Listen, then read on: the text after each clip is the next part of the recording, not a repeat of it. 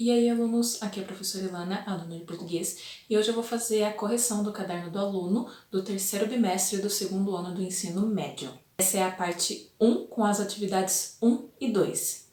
Se você precisa desse material em PDF, eu vou deixar na descrição do vídeo o link do meu Drive, lá você encontra esses e outros materiais. Vou deixar também na descrição o link para várias playlists que eu fiz, onde eu organizei os vídeos que eu já gravei da AP, Aprender Sempre, Caderno do Aluno, para que vocês encontrem esse material com mais facilidade. Se você gostar desse vídeo e ele te ajudar, deixa o seu like, que ajuda muito o canal a ser divulgado. Se inscreva no canal e ative as notificações para não perder os novos vídeos que sempre vêm por aqui. Me siga nas redes sociais, é tudo Elana B. Poloni, e bora lá! Atividade 1. Ler para escrever. 1. Observe atentamente a imagem abaixo para responder as questões. Então, aí a gente tem em cada imagem jornais que são semelhantes, mas com algumas diferenças que nós vamos comentar. A. O que as imagens representam? As imagens representam jornais, tanto jornais impressos, no caso, como jornais digitais, com a diferença de que um está numa língua que é o inglês, que é esse aqui do lado esquerdo, e outro está em português, que é esse aqui do lado direito. Então, é isso que as imagens representam. B. O que há de comum entre elas quanto? Aí, agora, a pergunta da letra B, ela é dividida em tópicos, então a gente vai responder tópico por tópico. No primeiro tópico, quanto ao lugar de circulação. Com relação ao lugar de circulação, o jornal impresso ele é vendido geralmente em bancas, ou muitas vezes recebido em casa pelas pessoas ali pelo correio. Já o jornal digital ele é disponível aí no computador, no celular, no tablet, etc. E geralmente ele tem algumas seções que são abertas para todo mundo, que é para você conhecer o jornal, se interessar e querer assinar. E aí depois tem outras seções que são abertas apenas para assinantes. Ou então, no caso, ele te dá tipo uma cota, sabe? De, vamos supor, 3 reportagens do mês que você pode ler sem ser assinante. Então, você pode ler tipo 3, 4 no mês sem ser assinante. Se você leu mais que isso, ele não deixa mais. Se você quiser ler mais um pouco, você tem que assinar. Então tem esse tipo de esquema, né, com relação ao jornal digital. Mas enfim, com relação ao lugar de circulação, o impresso é bancas, através do correio, chega na casa das pessoas, e o digital ali na internet, pelo celular, tablet, computador. Já no próximo tópico, quanto ao suporte portador textual, o suporte no caso dessas imagens, desses textos, é o impresso e o digital. Então, o suporte de jornal impresso, enfim, é até redundante falar, e do digital. Então, a gente tem a versão, resumindo tudo, a gente tem a versão impressa e a versão digital. Próximo tópico, a forma composicional, estrutura e diagramação. Se a gente observar toda a estrutura dos jornais, onde que as palavras estão sendo colocadas, né, qual é ali as cores que estão sendo usadas, os elementos que tem ali, a gente percebe que é tudo muito semelhante, né, mas não é idêntico. Então, por exemplo, tem algumas variações de cores, tem ali algumas variações mesmo de fonte, de informações do tipo, né, que a gente percebe que torna assim não idêntico, mas muito semelhante. Agora, no próximo tópico, com relação ao público-alvo. O público-alvo costuma ser mais ou menos o mesmo, né, que é o público em geral, né, que vai estar ali interessado nos jornais, mas tem algumas seções ali dos jornais que acabam sendo mais específicas, sobre economia ou educação ou qualquer coisa do tipo, que acabam interessando a pessoas em específico, né. Mas, de uma maneira geral, é para o público geral mesmo. E no próximo tópico, aos atores envolvidos, pessoas que trabalham em sua produção. A gente tem geralmente a mesma equipe fazendo tanto o jornal impresso quanto o jornal digital, né? Então pode ter ali alguma diferença, né? Mas nessa equipe e tal, algumas pessoas em específico que vão cuidar ali da parte digital, outras ali da parte impressa, mas de uma maneira geral são os mesmos profissionais que cuidam das duas partes. C. Com base nas respostas dadas às questões dos itens anteriores, o que se pode concluir a respeito da padronização do jornal?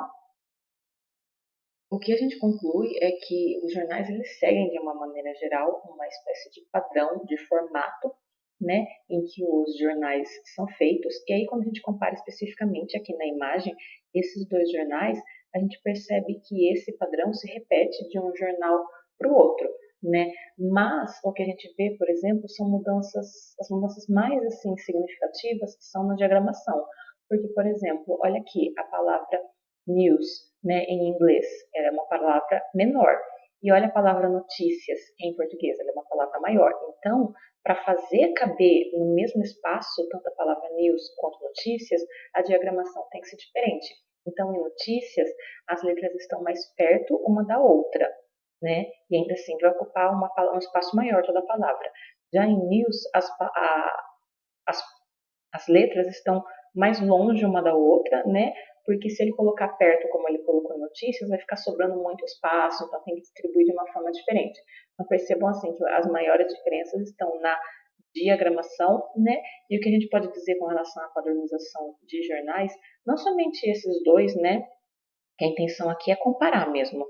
Mas, por exemplo, esse jornal aqui diário com outro jornal de uma outra empresa diferente que vai ter outras matérias na capa, é que eles seguem sempre ali um formato semelhante, uma estrutura semelhante, né, que é típica ali daquele veículo, daquele suporte.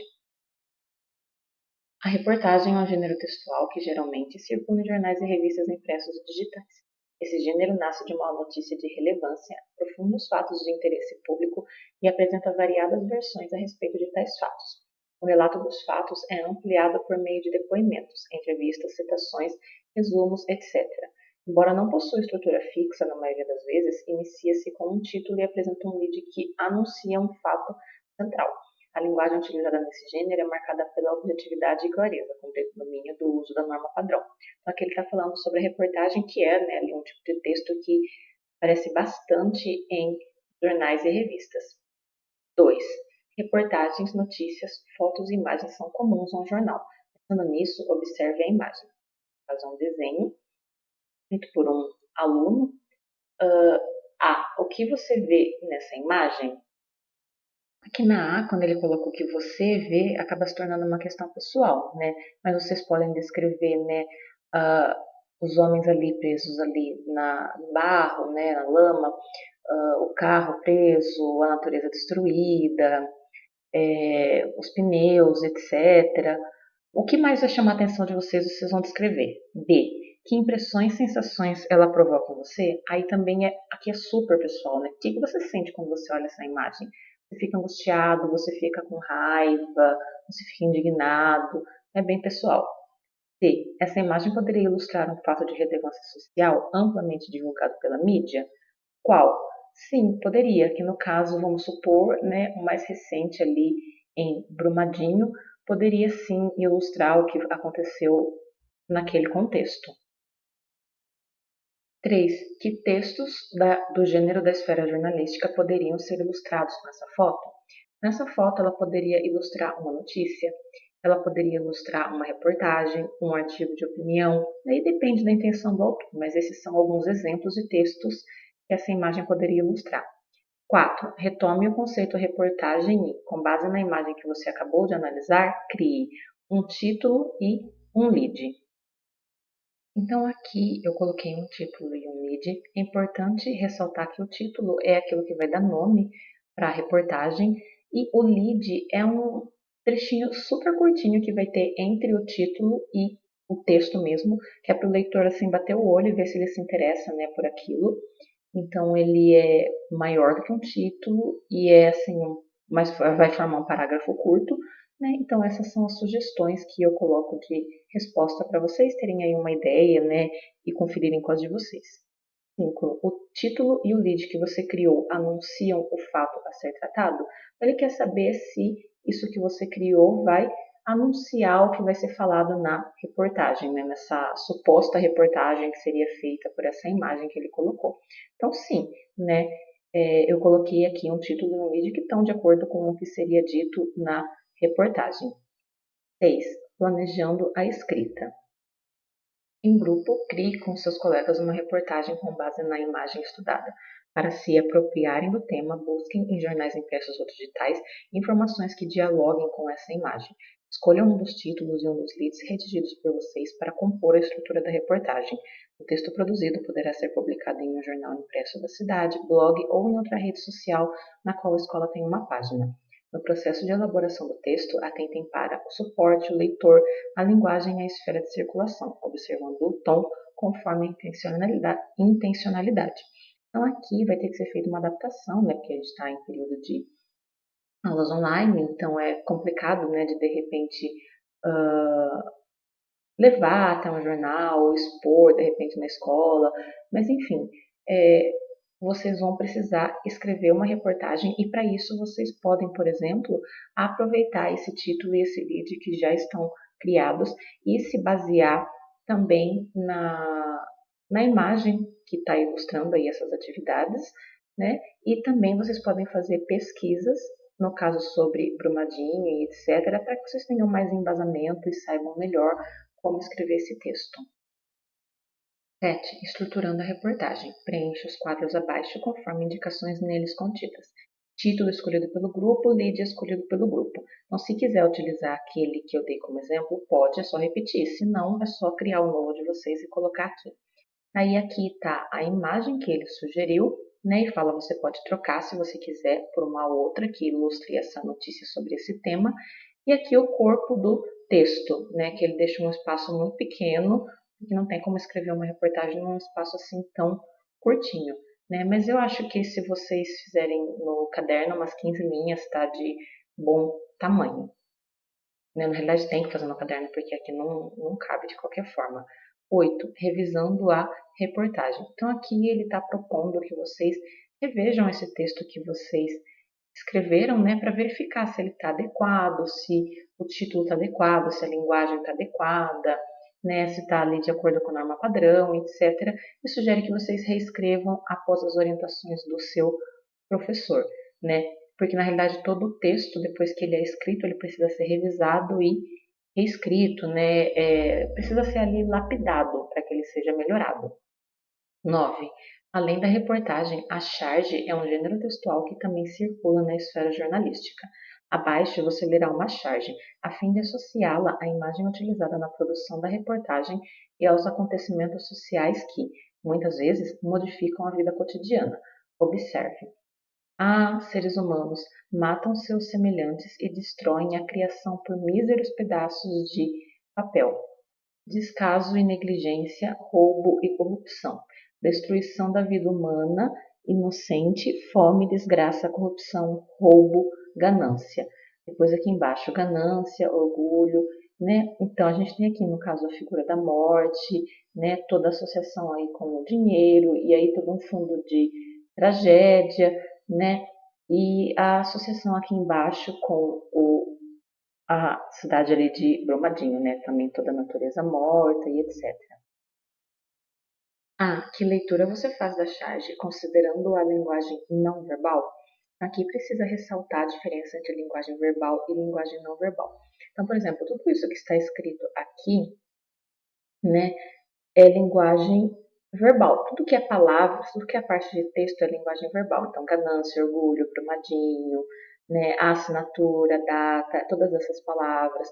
Depois tem aqui as palavras ali ao lado da foice, na fala da morte. Tudo isso é linguagem verbal. Agora, tudo o que não for escrito, né, tudo o que está ali na parte de desenho, de ilustração, é linguagem não verbal. E a questão, ela quer saber sobre a linguagem não verbal. Então, como que você lê, como que você interpreta essa charge, considerando só a parte não verbal, só a parte de desenho, de ilustração.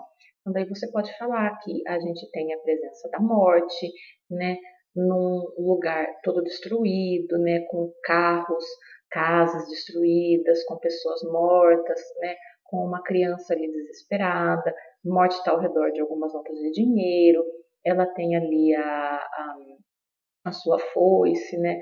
Tem uma pessoa ali, uma forma meio fantasmagórica acorrentada a ela, né? Ali tem, no caso, a natureza morta também. Então, você pode mencionar todos esses elementos e falar que tudo isso faz referência à tragédia de Brumadinho. B. Que relação é possível estabelecer entre as linguagens verbal e não verbal? Aqui, as linguagens verbal e não verbal, elas se complementam. Então, as informações que eu tenho na parte não verbal, que é a parte da ilustração, elas são completadas pelas partes que estão na linguagem verbal, pela parte escrita. E assim, na parte escrita, completada pela parte ilustrada. Então, a linguagem verbal e a linguagem não verbal, elas se completam, elas se complementam para passar um sentido completo, para fazer com que a gente entenda o todo, né, daqui, dessa charge, para que a gente pegue, né, toda a crítica que ele quer passar. Né? A crítica é construída por essa combinação de linguagem verbal e não verbal que estão aí se completando. C. A que fato ocorrido em nosso país a charge faz referência? Retome a imagem apresentada na atividade da reportagem e relacione-a com a charge. Então, aqui, essa charge faz referência a Brumadinho. Essa informação de que faz referência a Brumadinho, ela está explícita, ela está escrita aqui. Né? Se ela não tivesse escrita aqui, a gente poderia, mesmo assim, fazer essa relação. Mas está explícito, está escrito que faz referência a Brumadinho. Então, essa é a primeira parte da pergunta, dizer que faz referência a Brumadinho, né? Não especificamente a Brumadinho, né? Para a resposta ficar melhor, pode colocar que faz referência ao rompimento da barragem em Brumadinho. Aí termina a primeira parte da questão. Aí na segunda parte da questão, ele quer que vocês comparem essa charge com aquela primeira imagem que nós vimos aqui, né? Que foi utilizada para ilustrar a reportagem que vocês fariam. Então, é para comparar a charge com essa imagem. Então, o que a gente vê é que, em comum, as duas vão fazer referência ao rompimento ali na cidade de Brumadinho, da barragem de Brumadinho, né? Com a diferença de que a charge ela tem assim um tom um pouco mais crítico do que a imagem. Não que a imagem não seja a imagem anterior, mas essa charge aqui tem alguns elementos, né, de ironia, inclusive. Olha essa mãozinha aqui, né, tipo de um corpo que está afundado na lama, né, morto possivelmente, muito provavelmente, mas tá a mãozinha assim para fora, dando um joia, dando um ok, de tipo, não, tá tudo bem, beleza, né, ocorreu esse crime ambiental aqui, mas tipo, não, beleza, segue aí, sabe, atrás só de dinheiro, né. Então, assim, esse elemento, por exemplo, aqui, ele é super irônico. A ironia traz muita crítica, né? Então, assim, de uma maneira geral, comparando as duas imagens, ambas estão fazendo referência, né? Estão fazendo ali referência ao rompimento na barragem de Brumadinho, mas no caso da primeira imagem, né, da segunda imagem, que é a charge, ela tem um tom de crítica um pouco maior do que a primeira. Atividade 2. Um pouco de poema do século XIX. 1. Na atividade anterior, você trabalhou com situações recentes, ocorridas no século XXI e que ainda estão vivas na lembrança dos brasileiros. Essas são condições cotidianas, que podem ou não mexer com a consciência dos responsáveis pelos problemas causados. Tendo como base o mote consciência, leia o poema a seguir e faça a associação de seu conteúdo com os dias atuais. Pense no desastre ocorrido em Brumadinho, nas enchentes urbanas que assolaram o país, entre outros acontecimentos que envolvem o ser humano e sua atuação no lugar onde vive. O morcego. Meia-noite. Ao meu quarto me recolho. Meu Deus, e esse morcego? E agora, vede, na bruta ardência orgânica da sede, morde-me a goela ígneo e escaldante molho. Vou mandar levantar outra parede, digo. Ergo-me a tremer. Fecho o ferrolho e olho o teto. E vejo ainda, igual ao molho, circularmente sobre a minha rede. Pego de um pau. Esforços faço. Chego a tocá-lo. Minha alma se concentra. Que ventre produziu tão feio parto? A consciência humana é este morcego. Por mais que a gente faça à noite, ele entra imperceptivelmente em nosso quarto. Há 2 séculos, o poeta Augusto dos Anjos escreveu poemas que o diferenciaram da escrita de seus antecessores e de seus contemporâneos. Um deles é O Morcego, poema que você acabou de ler.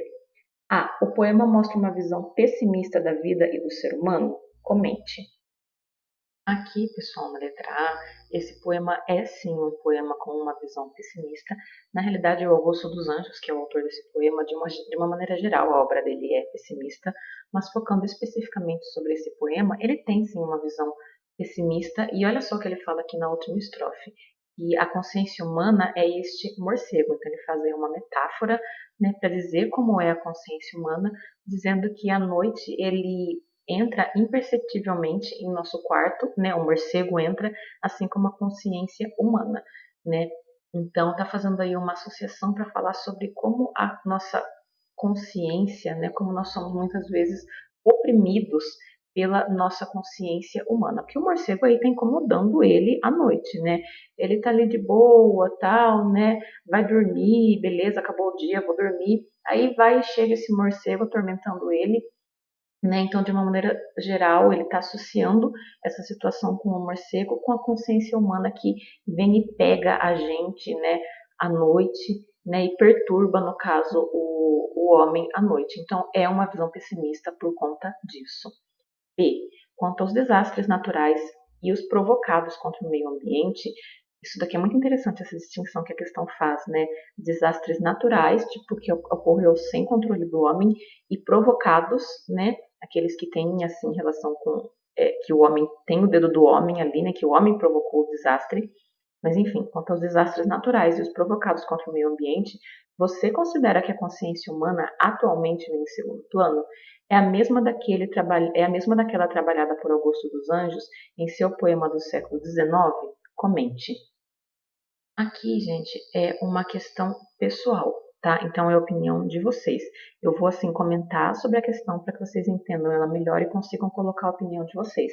Então, por exemplo, quando você pensa em desastres naturais, que não tem relação com o homem, o que aconteceu ali na natureza e paciência. Quando você pensa nesse tipo de desastre e em outros tipos de desastres, que são aqueles provocados contra o meio ambiente, que o homem provocou, o homem foi lá com a ganância dele e tal, fez coisas que não devia, e aí por conta disso, de uma série de reações, acabou provocando um desastre no meio ambiente. Quando você pensa nesses dois tipos de desastres, o que é que você acha? Você acha que a consciência humana está ali em primeiro plano ou está em segundo plano? Então, quando ocorrem esses dois tipos de desastres, o homem tem consciência ou ele não tem consciência? Ou então você pode pensar também, esse tipo de desastres acontece porque faltou consciência humana ou então porque tem muita consciência humana? Como é que está a consciência humana no meio disso tudo? Né? Porque como é que o homem reage também quando tem esse tipo de desastre, tanto os naturais quanto os provocados, né, os criminosos. Assim, uma questão filosófica complexa, se a gente for parar para pensar, dá para vocês escreverem muita coisa aí, né?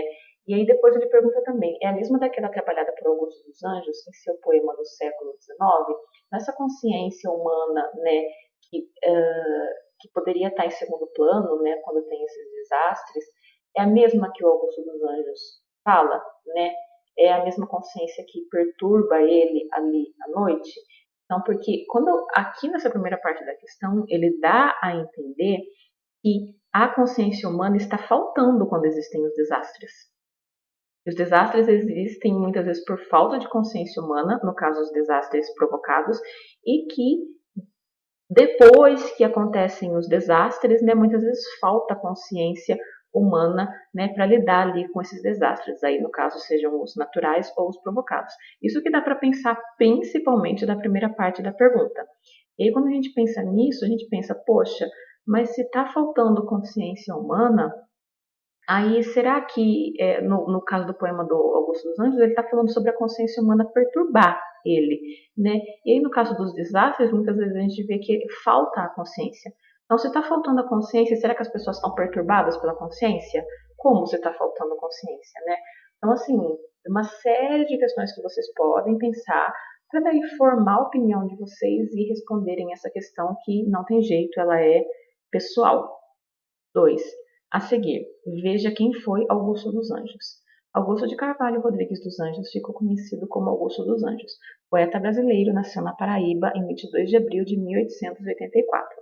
Considerado um dos poetas mais críticos de sua época, simbolismo, também foi reconhecido como o mais importante poeta do pré-modernismo, segundo alguns críticos. Em sua obra, é possível reconhecer raízes do simbolismo, tais como o gosto pela morte, a presença da angústia, a utilização de metáforas e de vocabulário mórbido. Vou até grifar essa parte aqui, ó, gente, porque lembra que eu comentei, né, que a obra dele, de maneira geral, ela é pessimista, né, naquela questão que estava ali aqui em cima. Então, olha só o tipo de tema que ele gosta de tratar na obra dele, né? Pessimista, assim, tipo, por natureza, em essência, né? O contexto literário da época traz uma proposta diferenciada quanto ao modo de abordar os conteúdos tratados nos poemas. Os poemas de Augusto dos Anjos passam a expressar um realismo exagerado, distanciando-os das idealizações sentimentais. Por examinar a realidade sob a ótica do pessimismo, provocaram estranhamento no público, o que fez com que a obra do autor demorasse a ser reconhecida. Ele próprio se declarou cantor da poesia de tudo que é morto. Então vejam que interessante a definição que ele faz sobre si mesmo, né? E esses temas que ele tratou, inclusive, fizeram com que ele demorasse para ser reconhecido. A questão 2 é só leitura, então agora vamos para 3. Associando as informações que você acabou de ler a respeito do autor de O Morcego, retome o poema e responda aos itens. A. Qual é a primeira impressão que o poema provocou em você? É uma questão pessoal. Quando você leu o poema a primeira vez, o que você sentiu? O que você achou desse poema? Então, é algo pessoal aí seu. B. O título O Morcego provoca expectativas com relação à leitura do poema. O que a figura do morcego pode representar nesse texto? Quando a gente vê o título morcego, a expectativa que a gente tem, né, provoca assim uma expectativa. A expectativa que a gente tem é que o poema vá falar em algum momento sobre um morcego, né? E o que a figura do morcego pode representar nesse texto? No mínimo um incômodo, porque é o que está ali perturbando, incomodando o poeta. Então, no mínimo, a figura do morcego representa um incômodo. Mas quando aí a gente chega no final da leitura do poema, que ele associa o morcego com a consciência humana, a gente vê que o morcego também pode representar a consciência humana. C. Assim como a palavra que intitula o poema, que outras palavras empregadas pelo poeta podem causar estranhamento, identifique-as. Nessa questão, então, ele quer saber palavras que vocês poderiam, né, ter achado estranhas, não conhecerem, enfim. Assim, isso depende do vocabulário que a pessoa tem e de quais palavras ela conhece ou não. Mas algumas sugestões que eu estou colocando aqui, que são palavras e expressões realmente difíceis, são essas, né? Ígneo, ferrolho, na bruta ardência orgânica da sede. D. Na primeira estrofe, há um momento em que o eu lírico mostra-se assombrado. Em que verso é possível identificar esse sentimento? Aqui, pessoal, em rosa, quando ele fala meu Deus e este morcego, é um verso em que a gente percebe esse sentimento de assombro, né, do poeta que tem aqui na primeira estrofe. Se vocês optarem por deixar a resposta grifada, então é interessante que vocês façam o mesmo e troquem de cor, né, para que não misture a resposta de uma questão com a resposta da outra. E daí, ali embaixo ali da pergunta, vocês podem colocar só a legenda, né, para saber, né, tipo, enfim, qual questão está com qual cor. Por exemplo, aqui eu grifei, né, o C de amarelo e o D de esse meio rosa, meio vermelho, para saber que, no caso, está grifado no poema a resposta e que a letra C está grifada com essa cor e a D está grifada com essa. É uma sugestão para que vocês possam responder sem ter que copiar. E, como você interpreta os versos na bruta ardência orgânica da sede, morde-me a goela ígneo e escaldante molho? Aqui é uma questão pessoal também, ele quer saber como você interpreta esses versos, né? Mas o que a gente pode falar aqui é que está fazendo uma referência à sede, né? Então, quando ele fala na bruta ardência orgânica da sede, então aquela sede que arde, né, que incomoda, morde-me a goela, ígneo e escaldante molho. Ígneo aqui é uma palavra que tem relação com fogo. Então, é uma sede que ele sente, né, que arde ali, que queima, sabe, e a garganta que incomoda. É uma maneira de interpretar, né, os versos, mas como é uma questão pessoal, né, você pode aí encaminhar para um outro sentido, né, desde que entre mais ou menos nessa ideia que eu comentei. F. Nas segunda e terceira estrofes, o eu lírico parece estar temeroso diante da situação em que se encontra. Identifique nos versos passagens que demonstrem o desejo de se livrar do morcego. Então, esse aqui a gente vai voltar lá a grifar, vamos colocar de cinza. Então, ele quer trechos, né, na segunda e na terceira estrofe que mostrem que o poeta está ali tentando se livrar, está se esforçando para se livrar, né? Enfim, quer se livrar do morcego. Então, daí, vou mandar levantar outra parede e pego de um pau, esforços faço. G. Como se denomina este poema considerando sua forma composicional, versos e estrofes? Quando a gente olha para este poema, a gente vê que tem uma, duas, três, quatro estrofes, e as duas primeiras estrofes elas têm 4 versos e que as duas últimas estrofes têm 3 versos, né, cada uma. E quando a gente vai fazer a soma do total de versos, a gente vai ter aí 4, 8, 11, 14 versos no total. E aí a gente tem um nome específico para esse tipo de poema, né, que no caso é soneto. Então aqui, né, colocando isso numa resposta, a gente tem que o poema é um soneto com 4 estrofes, sendo as duas primeiras quartetos, que são os conjuntos de 4 versos, e as duas últimas tercetos, que são os conjuntos de 3 versos. E aí, no total, a gente tem 14 versos. Bom, eu espero que esse vídeo tenha te ajudado. Se ele te ajudou, deixa o like para ajudar também o canal, compartilha com os seus amigos, se inscreva para ficar sempre ligado. É isso, até a próxima e tchau, tchau!